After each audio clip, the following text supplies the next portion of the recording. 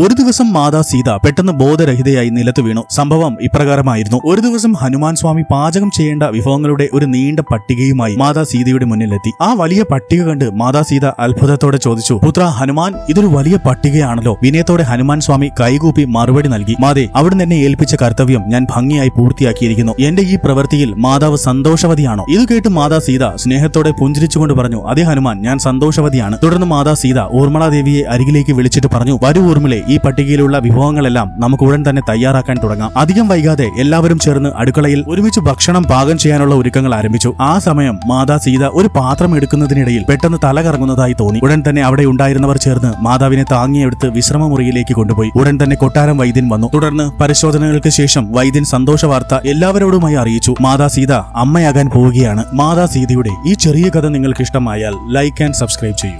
Jai Sriram, Jai Siyaram.